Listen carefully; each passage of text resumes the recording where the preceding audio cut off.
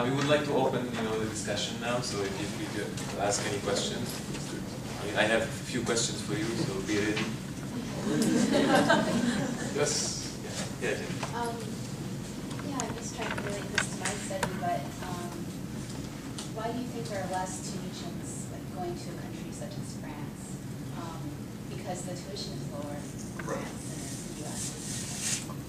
And you can speak French probably more fluently than English. This is true. What we're seeing actually is an increase in Tunisian students going to Montreal because they can speak English and French. And Canadian classes have the same social weight as American classes in Tunisia. It's the same, what should I call it, social capital. So you get the same social capital attending school in Canada as you do in the US. It's cheaper. It's seen as more upscale.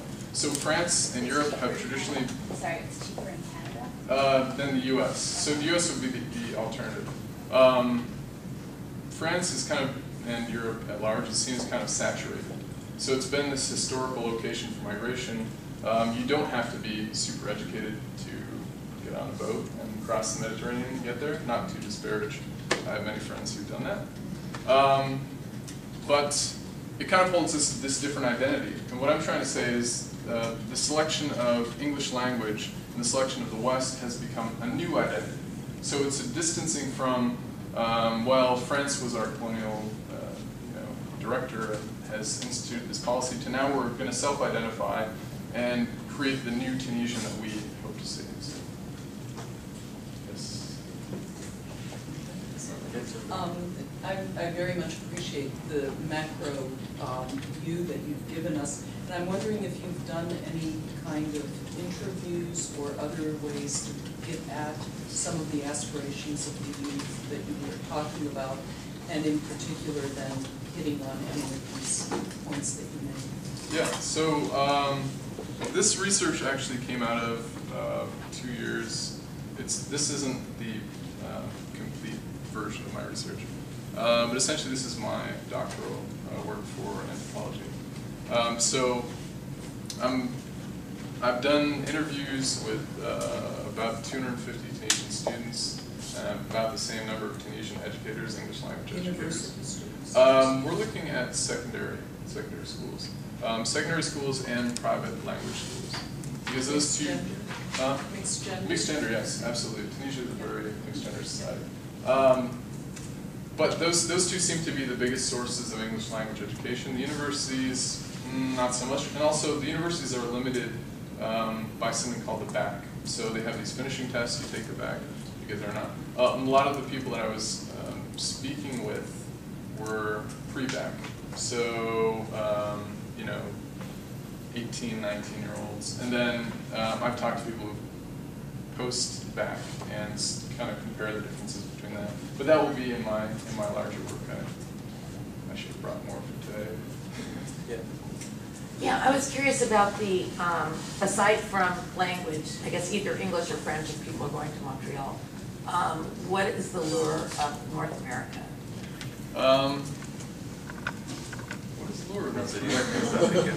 As he said, France is saturated. Like even if you talk about, immigration laws, it's getting more and more strict. I mean, France is no longer accepting, people from Tunisia, Algeria, Morocco. So that market is already saturated. Opportunities to go, to Canada and the US are much more. If you look at the programs that are offered, by the US Department of State or the American Embassy in Tunis, find the Fulbright, Humphrey, yes. There's like a new one, Jefferson. Like a lot of opportunities are being set now by the United States. So that's why the youth are moving. And I mean, the thing that I'm trying to point out in my research, I guess, is that it's not just contemporary things either. It's not contemporary situations. It's these historical contexts. So we could look at the 1992 Barcelona Agreement, which limited the numbers of North African migrants who could go to France. That played a role in language policy too. Maybe not directly through, okay, we have the Barcelona Agreement now. Everybody needs to learn Italian, Spanish, right? But it had a general effect on how students were perceiving languages. I'll give you a quick quote, and then Dr. Hall, I think you have a question. So one student for example, said, you can't come here, France, if you're not educated. They, the French government, don't want uneducated people anymore. You must be educated first, then maybe you will come.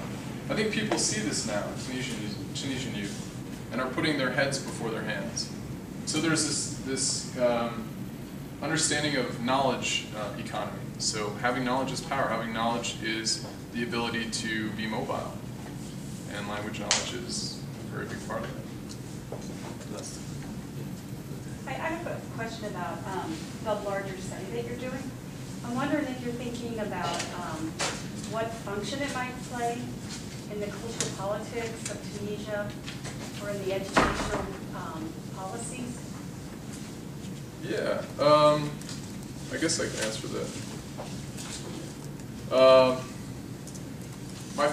My larger work is focused on these two different contexts of migration. So migration to the West and then migration back to Tunisia. I'm looking at them from two different kind of lenses. But I have Tunisians who were, actually we're a perfect example. We have a Tunisian who was born in the US and a Tunisian who was born in Tunis. What I'm trying to understand is how each of us conceptualize the educational experience in the US versus the educational experience back in Tunisia, and then how, maybe not Houssem, I won't follow you around and document you, but how Houssem will take the knowledge he learns in the US and transition that back in Tunisian context. So that's really my main focus. Hopefully I can get, there's a very large lacune in voices, in narratives from Tunisian migrants who have actually succeeded and been prosperous.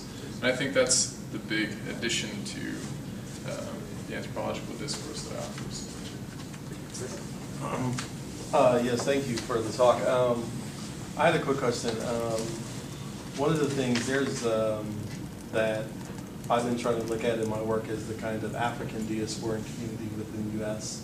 and the Caribbean, as well as the African Americans within this context. And you mentioned migrating back and forth between the two. What's your thoughts in terms of how they will construct their identities differently, being born within the U.S. and versus within Tunisia? Okay. And also, I wanted to hear you talk more.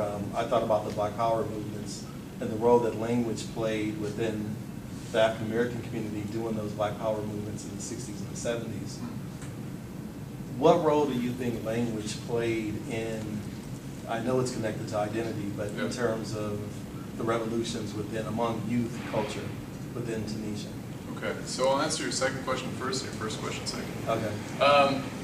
I'll go back to 1945. 1945 was the first revolution against the French colonial government, primarily students. In fact, overwhelmingly student-focused, and these were students who had studied the foreign language, studied French, had gained this second identity, had gained this second understanding, and then had used that to kind of deconstruct all of these colonial administrations that had been put up around them. Now let's fast forward to 2011. English comes into play. English has the same effect. It's primarily students, primarily very well-educated students, humanities, arts, sciences, master's students, doctors, teachers, again, using this language discourse to deconstruct these externally imposed structures. So, one, it changes their identity, but two, it changes their ability to interact and actually effectively discuss what's being kind of forced upon them. This, for Tunisians, it was economic repression, limits in freedom of speech. So I think kind of language plays a role in that by helping, I guess, critical literacy, right? So helping you critique what is really the problems affecting your society or affecting you. And then, sorry, I forgot your first question. Oh, that's good. That's it? Okay. That's good. We have one online participant's question, and maybe this should be the last question for Aziz. So Jessalana is asking, what kind of code switching has surfaced, and what is the perception or status given to this language mixing? Code switching. Okay. So yeah. So So I'll go back here. Code switching was actually my first research in Tunisian language. I studied how code switching reflects memory and reflects kind of, what should we call it, geospatial relationships to memory. Okay? So how people position memory is based in their choice of language or choice of codes for representing those. So you get somebody who talks about Kirkna. The islands of Kirkna are very, very beautiful. Visit, please. But they'll describe this language using Arabic adjectives and French nouns, and there's this jumble. But it kind of becomes this, again, this constructed identity through language. They experienced those things in French and Arabic. They had this, we call it derja, street Arabic understanding, and that's what comes back when you ask them to remember those things. So code switching is like an anchor, I say. English language code switching is increasing. It's more for popular culture ideas, you know, talking about twerking, for example, which is all the rage I hear. Yeah, so Facebook actually is a really huge part of that. Facebook has allowed people to kind of use the Western alphabet, Latin alphabet, to reinterpret Arabic, and then has allowed them to add these interesting endings. So you'll get, for example, radar cameras. That's my favorite example. You're in a taxi cab with a Tunisian driver who you think speaks no English, and the radar flashes, and all of a sudden he says flashy. So he's taken the English word flash for the radar flash, and E, meaning towards me, to create a new idea. And I'm not going to say that radar cameras created this English association, but there's obviously some connection. So we have this simultaneous use of French and Arabic at the same time when we speak. Simple. Well, thank you very much. Okay, well, now it's time for some prizes. So we'll pick one number. So, the speaker? Okay. Aziz.